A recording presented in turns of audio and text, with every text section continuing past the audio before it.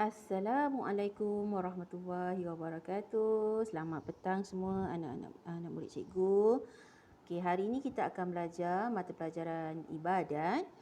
Sambungan daripada minggu lepas iaitu kita belajar tentang hadas. Jadi hari ini kita akan belajar tentang bahagian hadas. Okey, kita lihat di sini bahagian hadas terbahagi kepada dua, iaitu hadas kecil dan hadas besar. Okey, hadas ada dua bahagian. Yang pertama, hadas kecil. Yang kedua, hadas besar. Boleh sebut? Apa dia yang pertama tadi, bahagian hadas pertama? Hadas kecil. Ya, yang kedua, hadas besar. Okey, sekarang ni kita lihat pula. Kita nak tahu perbezaan antara hadas kecil dan hadas besar. Okey, jadi kita lihat apa maksud hadas kecil dahulu.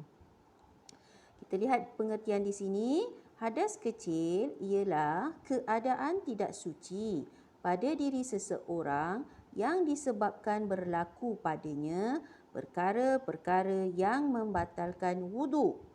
Oleh itu, orang yang berhadas kecil diwajibkan berwuduk semula jika hendak melakukan ibadat seperti solat, tawaf, menyentuh atau membawa Al-Quran. Okey, jadi maksud di sini hadas kecil ialah keadaan tak suci pada diri seseorang. Samalah pengertian hadas yang lepas kan kita belajar. Hadas ni maksudnya keadaan tidak suci. Okey, dan pada diri seseorang kerana apa? Sebab berlaku perkara membatalkan wuduk. Jadi, kalau dia nak beribadat semula, maka orang tersebut diwajibkan berwuduk. Hadas kecil, bila berlaku hadas kecil? Bila berlakunya perkara membatalkan wuduk. Bila dah berlaku perkara membatalkan wuduk, maka kita kalau nak sembahyang, kita kena ambil wuduk. Ataupun kita nak sentuh Al-Quran, kita kena berwuduk semula. Kenapa? Sebab kita sudah berhadas kecil. Okey, itu maksud hadas kecil, iaitu keadaan tak suci pada diri seorang disebabkan berlaku perkara membatalkan wuduk. Jadi macam mana kita nak melakukan ibadat tertentu? Kita hendaklah berwuduk semula. Okey, itu hadas kecil.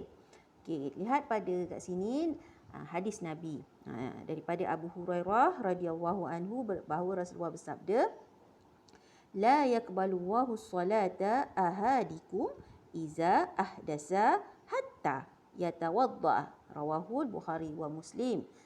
Bermaksud Allah Subhanahu Wa Taala tidak menerima solat sesiapa saja dari kalangan kamu apabila ia berhadas sehinggalah ia berwuduk. Maknanya kalau kita nak solat, kita kena berwuduk dahulu. Okey, itu hadis Nabi berkaitan dengan hadas kecil.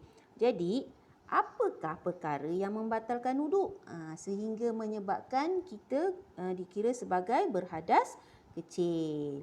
Okey, lihat kat sini. Perkara yang membatalkan wuduk ada 5. Perkara yang menyebabkan batal wuduk ataupun menyebabkan hadas kecil ni ada 5 perkara. Apa dia? Okey, kita lihat yang pertama. Yang pertama ialah keluar sesuatu daripada kubul atau dubur. Keluar sesuatu daripada kubul atau dubur. Seperti kentut dan membuang air kecil ataupun buang air besar. Keluar sesuatu daripada kubul atau dubur. Apa makna kubul ni? Apa makna dubur? Okey, kubul ni bermaksud kemaluan hadapan, dubur kemaluan belakang. Tak faham lagi. Bahasa mudahnya, kubul ni ialah tempat keluar air kencing kita. Dubur ni tempat keluar najis kita, tahi kita. Itulah maksud kubul atau dengan dubur. Jadi kalau keluar sesuatu daripada kubul atau dubur kita, maka kita dikira sebagai orang yang berhadas kecil. Ataupun kalau kita ada wuduk, batal wuduk. Jadi kalau kita nak solat, kita kena berwuduk semula. Contohnya awak buang air kecil. Bila kita sudah buang air kecil, maka kita sudah dikira sebagai orang yang berhadas kecil. ataupun buang air besar pun sama juga, dikira sebagai orang yang kita ni dalam keadaan berhadas kecil juga. Okey, itu yang pertama. Apa perkara yang menyebabkan hadas kecil? Keluar sesuatu daripada kubul ataupun dubur. Okey, yang kedua. Tidur yang tidak tetap dua papan punggung. Macam mana tu? Maksudnya kalau orang tu dia dah katalah dia berwuduk, kemudian dia tidur. Bila dia tidur kan, dia tidur baring. Maka wuduk yang diambil tadi tu batal, dan kalau dia hendak menunaikan solat, dia kena berwuduk semula. Macam mana yang dikatakan tidur yang tidak tetap papan punggung ni? Tidak tetap papan punggung, contohnya tidur baring, tidur mengiring, tidur meniarap. Kenapa papan punggungnya tu tak terletak? Habis kalau yang tetap papan punggung, iaitu yang duduk. Yang duduk tu kalau orang duduk, maka tetaplah papan punggung. Tapi kalau kita biasa tidur, tidur kan biasanya baring, terlentang, meniarap. Itu maksudnya tidur yang tidak tetap dua papan punggung. Jadi apa yang perlu dibuat kalau kita hendak melakukan ibadat? Maka kita hendaklah berwudu. Okey, itu yang kedua. Yang ketiga, hilang akal.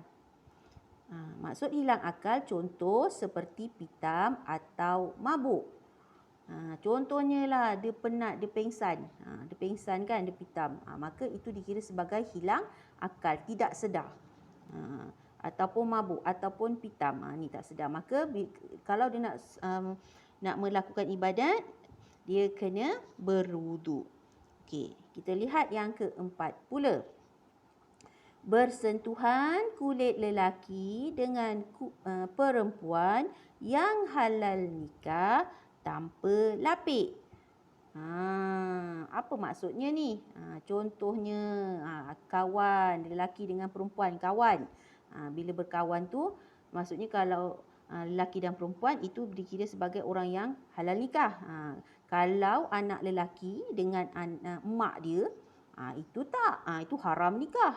Yang ini halal nikah. Kalau halal nikah, contohlah awak dah berwuduk kat sekolah, dah ambil wuduk, kemudian lari-lari pegang kawan yang perempuan pula. Yang tu yang tadi yang lelaki tadi dah berwuduk, dia sentuh kawan perempuan, dia pegang tangan kawan perempuan dia. Maka batallah wuduk dan dia dikira sebagai hadas kecil. Berhadas kecil, iaitu dia bersentuhan kulit lelaki, kulit jumpa kulit. Maksudnya katalah dia tak ada lapik. Kalau dia katalah dia tersentuh, terpegang bahagian tangan tetapi ada lapik baju, berlapik bajunya, okey, tak ada masalah. Ini yang bersentuhan kulit tangan kita ni atau apa-apa saja anggota yang tanpa lapik. Okey, itu yang keempat. Jadi yang kelima pula, yang akhir sekali, menyentuh kubul atau dubur manusia dengan tapak tangan atau perut jari. Kalau awak lihat kat sini, apa tu tapak tangan perut jari? Tu pada info tu ada. Perut jari bahagian atas tangan kita, yang ruas-ruas jari kita tu. Kemudian tapak tangan bahagian tapak tangan lah. Itu tapak tangan. Jadi kalau kita sentuh kubul atau dubur manusia dengan tapak tangan atau perut jari ni, maka kita dikira berhadas kecil. Jadi kena berwuduk untuk menunaikan atau melakukan ibadat. Jadi katalah lepas dah berwuduk, awak mandi, kemudian awak berwuduk. Lepas dah berwuduk tu nak lap, awak sentuh pula kubul dengan dubur dengan tapak tangan. Itu tak boleh.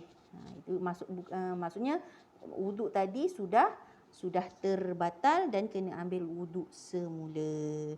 Okey. Kemudian kita lihat kat sini contoh-contoh orang yang berhadas kecil. Macam mana contohnya? Ini yang pertama ni. Ali tidur dengan tidak tetap dua papan punggung. Ini yang saya cakap tadi. Tidur yang tidak tetap dua papan punggung, contohnya dia baring. Kalau dia nak melakukan ibadat, katalah nak solat, maka dia kena berwuduk. Okey, yang kedua, Abdul Aziz pitam kerana terlalu panas. Ni tadi masuk nombor 3 iaitu hilang akal. Contohnya pitam. Maka dia tak sedar kan? Orang pitam tak sedar. Maka dia kalau dia nak melakukan solat, kata dia dah tersedar daripada pitam dia. Dia nak sembahyang, maka dia kena berwuduk, wajib berwuduk. Kemudian gambar yang seterusnya. Ada angin pula dekat belakang budak lelaki tu. Talib terkentut selepas mengambil wuduk. Jadi apa yang perlu dibuat? Kena ambil wuduk semula untuk melakukan ibadat. Kemudian yang seterusnya ni, contoh yang seterusnya, Nabila membuang air kecil atau air besar. Ini yang pertama tadi saya sebut, iaitu keluar sesuatu daripada kubur atau dubur kan. Dia buang air kecil, maka dia dikira sebagai orang yang berhadas. Jadi itulah perkara-perkara yang menyebabkan hadas kecil. Ada 5. Okey, kita lihat semula, iaitu keluar sesuatu daripada kubur atau dubur. Yang kedua, tidur tidak tetap pangkal punggung. Yang ketiga, hilang akal. Yang keempat, bersentuhan kulit lelaki dengan perempuan yang halal nikah tanpa lapik. Yang kelima, menyentuh kubur atau dubur manusia dengan tapak tangan atau perut jari. Jadi kalau berlaku hadas kecil yang 5 ini, kita nak melakukan ibadat, maka kita wajib berwudu. Sebab kita dikira sedang dalam keadaan hadas kecil. Jadi ini pelajaran hari ini, iaitu kita belajar tentang bahagian hadas. Hadas ada 2, hadas besar, hadas kecil. Kemudian kita masuk pula pengertian hadas kecil dan perkara-perkara yang menyebabkan hadas kecil ataupun batal wudu. Jadi itu saja pelajaran untuk hari ini. Assalamualaikum warahmatullahi wabarakatuh.